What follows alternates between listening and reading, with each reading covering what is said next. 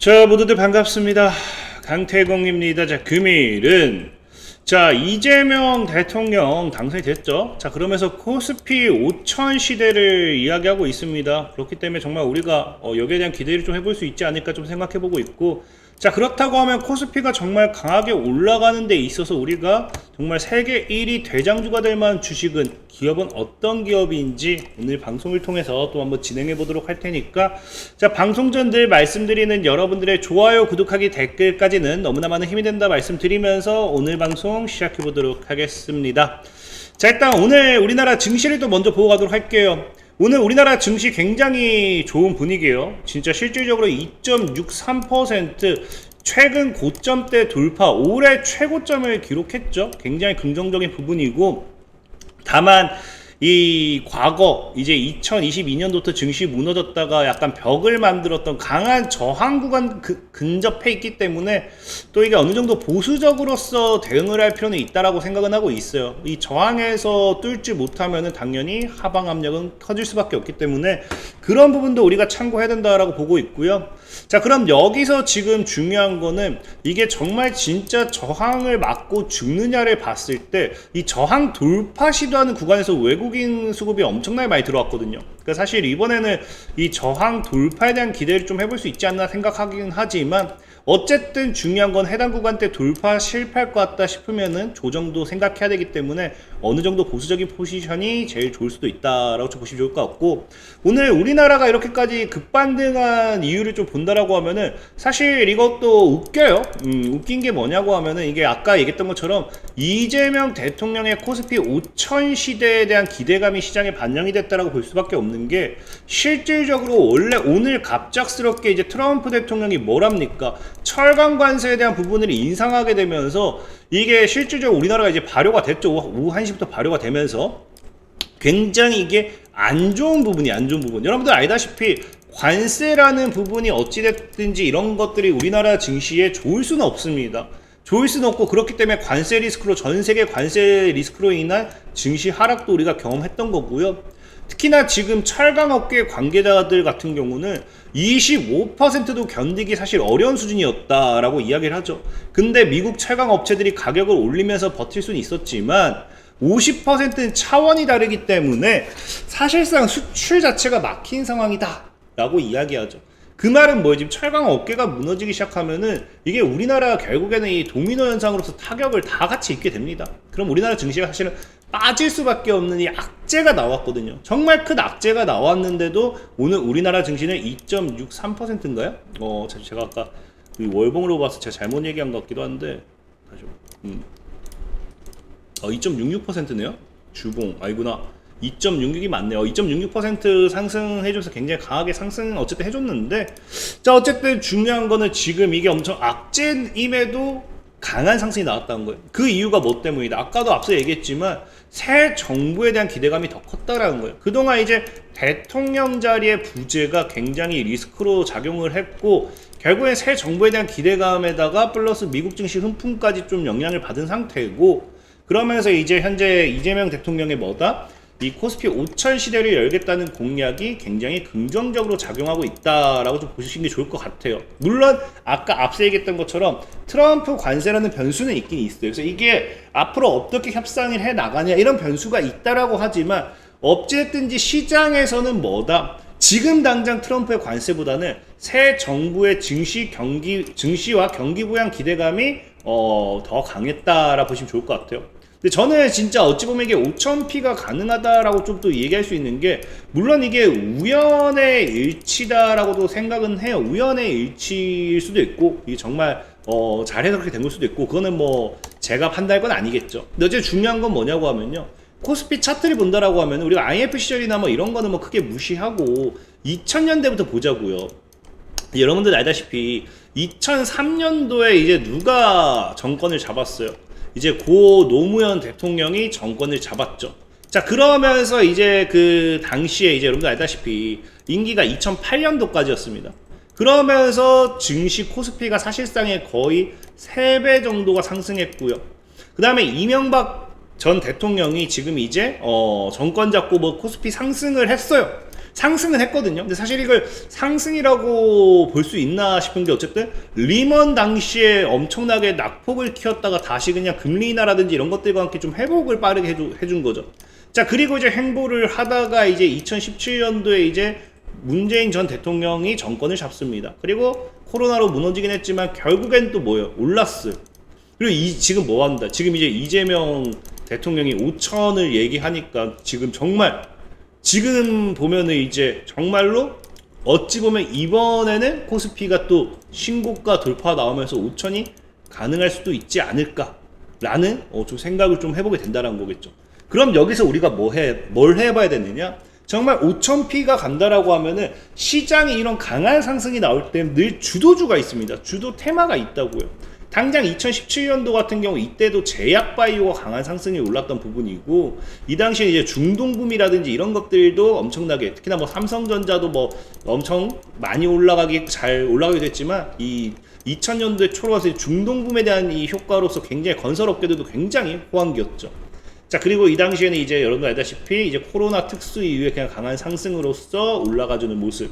여기서 이제 뭐로 이제 어떤 것들이 견인할 것이냐. 이런 것들도 사실은 중요한 부분이에요. 중요한 부분이기 때문에 무엇을 살 것인가 봤을 때 사실은 어쩔 수 없이 정부 정책 반사이기라고 생각을 해요.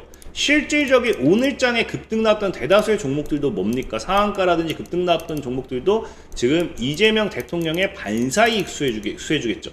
그래서 어쩔 수 없이 이제 현재 이 정권이 어떻게 이제 공략을 하느냐, 정책 지원을 하느냐, 여기 관련해서 수혜주를 우리가 살 수밖에 없다라고 보고 있고, 그래서 시장은 지금 실질적으로 반응하고 있는 게 뭐다? 재생에너지라는 거겠죠. 그래서 이재명 대통령의 당선으로서 재생에너지 확대 기대감으로서 가장 크게 움직이고 있는 것도 우리가 확인되고 있고요. 최근 이제 기후위기 대응이라는 세계적 흐름에 따라서 재생에너지 중심 사회로 조속히 전환하겠습니다라고 이게 언제 오늘 이제 취임식에서 얘기했던 내용이죠. 바로 그냥 언급하는 게 바로 강하게 꽂아버린 게 재생에너지죠. 그러면서 이 같은 복합과제를 풀어가기 위한 뭐까지 한다? 구조적 해법으로 정부 측 개편을 통한 기후에너지부 신설을 공략하면서 역시나 신재생에너지에 대한 투자 확대 이런 것들이 또다시 이야기가 되기 시작한다라는 거예요. 실질적으로 이 재생에너지 관련되어 있는 섹터가 우리가 또 주목을 해봐야 되는 게 뭐냐고 하면은 재생에너지 같은 경우는 이게 진짜 정권이 바뀔 때마다 급격하게 수혜를 보는 것 중에 하나예요. 왜냐면은 그전에는 이제 뭐 국민의힘 정권 당시에는 원전이 좀 더 셌다라고 하면은 이제 민주당이 잡았을 땐 과거부터 재생에너지에 대한 부분이 투자 확대, 강한 상승이 굉장히 많이 나왔습니다. 특히나 과거 이제 문재인 전 대통령 같은 경우는 이제 신재생 에너지 속에서도 뭐까지 얘기합니까? 그린 뉴딜이라는 이야기에서 그린 뉴딜 정책을 얘기했죠. 그러면서 유니슨이라는 종목 같은 경우는 주가가 몇 배까지 올라갔다. 거의 14배가 상승했어요. 14배. 그렇기 때문에 실질적으로 이번에도 재생 에너지라는 걸 이재명 대통령, 지금 이재명 정부에서 이제 이거를 밀는 만큼 어떤 재생 에너지냐에 따라서 10배 이상 올라가는 종목이 나오기에는 충분할 수도 있다는 겁니다. 특히나 지금 보다시피 뭐 하겠다. 당장 R200 전환에 부처 개편하면서 에너지 믹스 정책 나올까 뭐 이런 기대감이 나오는데 사실 여러분들 알다시피 R200 같은 경우는 굉장히 유명하잖아요. 우리 한때 이 R200 관련되는 열풍도 불었었잖아. 그래서 이 재생에너지 100% 전환 대응 탄소 감축 전략 수립 등을 총괄하게 될 전망이고 중요한 건 과거에 이 열풍이 불면서 이게 2020년도쯤이었나요? 그 당시에도 뭐 가입 열풍에 따른 굉장히 핫한 테마 중에 또 하나였어요. 그러다 보니까 이번에 다시 민주당이 정권 잡으면서 이게 또 엄청나게 핫해질 수도 있는 부분이고 실질적으로 그 당시 같은 경우도 세계 최대 자산 운용사였던 블랙록의 레리 핑크 회장이 뭐까지 이야기해요. 이제 ESG 성과가 나쁜 기업엔 투자하지 않겠다라고 하면서 이런 아리백이라든지 이런 부분 친환경이라는 부분이 굉장히 주목을 많이 받았던 거기 때문에 이번에도 역시나 다시 한번 이재명 대통령이 되면서 이 강하게 미는 만큼 또 크게 올라가기에는 충분할 수도 있겠다라는 거겠죠. 그럼 과연 우리가 이 친환경 신재생 에너지 여기서 무엇을 살 것인가 보면 사실 신재생 에너지라고 하면 대표적으로 두 개밖에 없습니다. 태양광이냐 풍력이냐. 그래서 실질적으로 태양광이냐 풍력이냐를 봐야 되는데 저는 태양광이다라고 좀 이야기하고 싶은 게 뭐냐고 하면은 사실 최근에 해상풍력도 많이 강조하긴 했어요.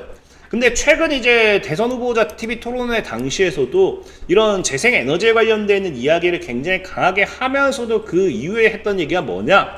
구체적인 정책 공약으로도 신재생에너지에 있어서 재생에너지에 있어서 풍력보다는 태양광에 대한 부분에 좀 더 집중된 발언들을 많이 했다는 겁니다. 실질적으로 산업단지, 일반 건물, 주차장 등에 뭐 하겠다. 루프탑 태양광을 확대하고 수명이 다한 태양광 설비 업그레이드 할 거고 지원할 거고 건물 외장재 태양광 발전 기능을 더한 건물 일체형 태양광을 통해 도심 속 분산 전원을 확대한다는 계획도 포함하고 뭐 새만금, 남동부, 전남 등을 통해 태양광과 풍력 발전의 허브를 조성한다는 목표인데 실질적인 구체적인 정책 공약에는 풍력에 대한 이야기도 있었겠지만 태양광에 대한 투자 이런 모멘텀 이것들이 더 많이 나왔다는 거예요. 그래서 저는 사실 이 태양광이 더 강하게 뜨는 게 아닐까를 좀 생각을 해보고 있고요. 자, 그리고 중요한 거는 사실 이거죠. 최근에도 얘기했잖아요. 5월 30일이에요. 최근에도 얘기한 게 뭐냐? 태양광에 대한 이제 이거 뭐 중국을 위해서 하는 거 아니냐 뭐 이랬을 때 뭐 합니까? 중국이 싸게 팔면 일부 보호무역 하든지 앞설 생각해야 한다고 하면서 태양광에 대한 어떻게든 더 투자를 하겠다. 그러니까 보다시피 실질적인 태양광 패널의 가격 경쟁력이라든지 국산화를 위한 지원 정책 이런 것들 지금 태양광 시장은 사실은 중국이 거의 다 먹고 있다고 봐야 돼요. 그럼 지금 이재명 대통령 입장에서는 태양광 관련되어 있는 사업을 우리나라가 이걸 하려고 한다라고 하면은 중국을 따라잡기 위한 그 이상의 투자 지원을 할 수밖에 없습니다. 그러면 역시나 아까 얘기했던 것처럼 풍력보다는 태양광 쪽으로 더 많은 지원 사업이 들어갈 수밖에 없지 않나라고 생각하고 있고요. 그렇기 때문에 실질적인 증권가에서도 바라보는 게 사실 올 하반기에는 뭐가 될 거다. 올 하반기에는 바로 핵심 투자 키워드가 태양광이 될 거다. 특히나 이게 우리나라뿐만 아니라 미국 같은 경우도 지금 미국 공화당이 중국 태양광 업체 보조금 수령을 제한하는 내용을 담은 인플레이션 감축법 수정안들을 발의하면서 지금 우리나라 자체에서도 이 이재명 대통령의 이런 정부 정책이 아니라 하더라도 태양광 관련되어 있는 반사의 기대감이 굉장히 커진 상황이라는 거예요. 그렇기 때문에 지금 시장은 뭐다? 전 세계가 투자하고 있는 태양광에 주목할 필요가 있다라고 시장은 또 이야기하고 있는 거겠죠. 그래서 이런 부분도 좀 보면 좋고, 그래서 지금 어쨌든 태양광에 대한 국산화 지원 정책이 많이 나온다라고 보는 게 좋기 때문에 만약에 대장주를 찾으라고 한다라고 하면 저는 하나라고 좀 생각은 해요. 그래서 실질적으로 중국의 태양광에 누릴 게임 체인저를 하나큐셀이 10년 베팅한 끝에 10년 만에 드디어 만들어냈다라고 하죠. 그래서 차세대 태양광 전지 탱덤 패널, 이중 패널에서 해법을 찾았고요. 그래서 발전 효율이 50%나 더 높습니다. 그러면서 중국과의 경제 승기를 잡을 수 있을 것으로 예상한다. 그래서 지금 독일 태양광 기업 큐셀을 인수해가지고 10년이 넘는, 그래서 연구개발 비용만 기간만 10년이 넘었습니다. 그래서 지금 이런 것들이 나와주면서 실질적으로 이 하나큐셀이 지금 당장 2027년도에는 양산을 하겠다라는 계획이에요.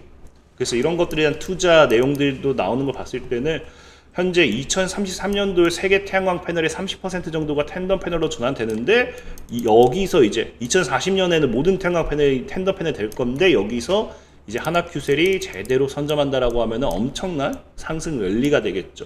그래서 사실상 태양광 패널에 대한 이런 태양광 국산화 관련되는 반사익으로 실질적인 이재명 대통령 반사익 수혜주로서 하나솔루션이 최대 수혜를 볼 것이다 라는 이야기가 좀 많아요. 그래서 이 부분을 참고하셔서 여러분들이 하나 솔루션 관련되어 있는 종목 한 매매봐도 나쁘지 않다고 생각하고 있어요. 그래서 그렇게 생각하고 있긴 하지만 저는 늘 얘기하지만 이런 우량한 기업도 우량한 기업이지만 저는 이제 저가형 스몰캡 종목들을 더 좋아한다 했어요. 그래서 하나솔루션 같은 경우도 눈여겨보시면 좋을 것 같고, 저는 이제 저가형 스몰캡 종목 중에 하나를 또 소개시켜드리고 싶은 게 뭐냐고 하면은 사실 오늘 또 이런 뉴스가 급하게 나오죠.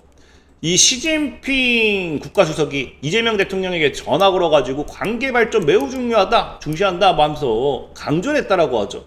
그러면서 중국과 한국은 중요한 이웃시장 협력 동반자다.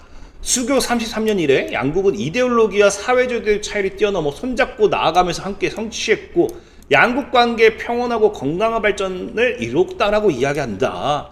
그러면서 현재 세계에는 100년 만에 변화가 가속하는 가운데 국제지역 형세의 불확실 요인이 늘어나고 있고 세계와 지역의 중요 국가로서 중국은 한국과 함께 수교의 초심을 지키고 뭐 쭉쭉쭉 하면서 또 협력 동반자 뭐 이런 이야기가 나오죠. 그러니까 이게 지금 이재명 대통령이 당선되면서 친중 정책이 확대될 수밖에 없습니다. 그러면서 이게 친중 정책이 확대되면 우리 늘 얘기했던 뭐 그 중국 관련되는 반세 기업에 대한 수혜주들. 그래서 과거에 뭐 어떤 기업이 중국에 진출했다. 뭐 중국의 기업과 뭐 협약을 맺었다. 뭐 그런 계약 체결했다. 그거 가지고만 가지고서도 그런 기업들이 주가가 3배, 4배, 10배도 올라왔거든요. 그래서 이번에도 그런 반사익과 함께 또 중국 관련되는 모멘텀으로 올라갈 수 있지 않나 싶어서 또 오늘 제가 좀 소개시켜드리고 싶은 이 저가형 스모켓 종목은 C큐브라는 종목이요.